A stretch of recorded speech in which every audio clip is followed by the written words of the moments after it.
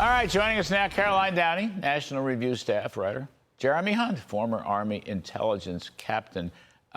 We are going to take a look at Kristi Noem, DHS Secretary Noem, breaking new ground, painting a black wall at the southern border of the United States. Just look at this. She's a hard-working DHS secretary. I believe it's the first one in history ever to actually paint a wall, particularly while she's still in office. Caroline, what do you make of that wall painting? And is it going to work, by the way? Is black going to deter everybody?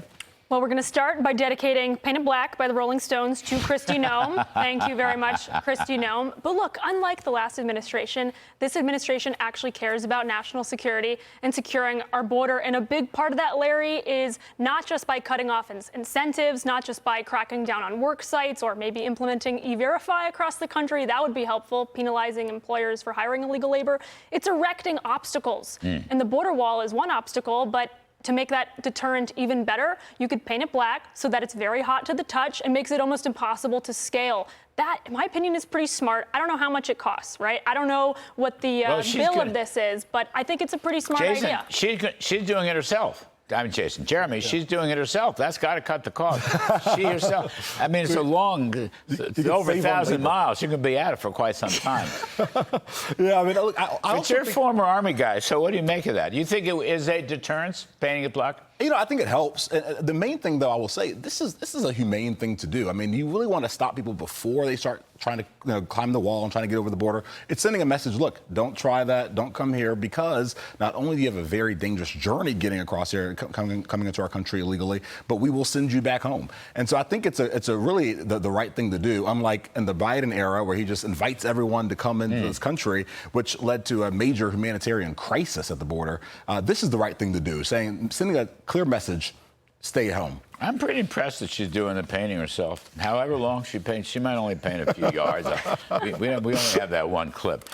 Caroline, can you tell me why Democrats don't back President Trump's effort to make peace in the world, okay?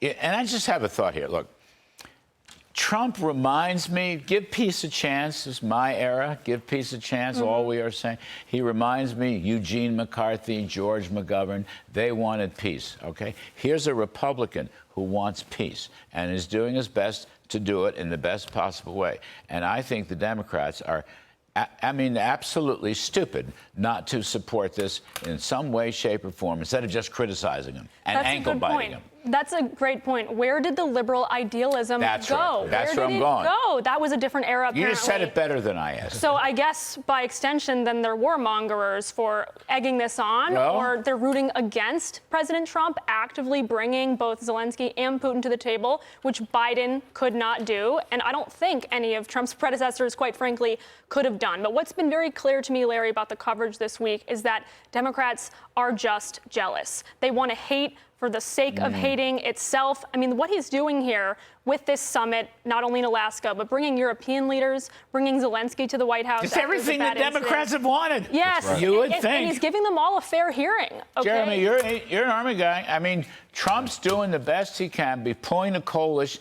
The coalition that we made fun of, okay, we got the Europeans. The Democrats have said, oh, we need to preserve NATO. We're preserving NATO. We have to talk to the EU. We're talking to the EU. They're part of the action. And what do? They go on the Sunday talk shows and just ankle-bite Trump to death. How stupid is that? Yeah, I think a lot of Democrats are secretly, in agreement with what's going on, but they just can't say it politically. They have to be anti at every stop. And here's the thing. I thought just the picture of President Trump, and you have all the world leaders sitting there in front of him in the Oval Office, that is strength. That's what it means for America leading and America engaging. I think he was sort of giving them their orders. That was me. I sat there right in front like that for 3 years. That's where he hands out the orders.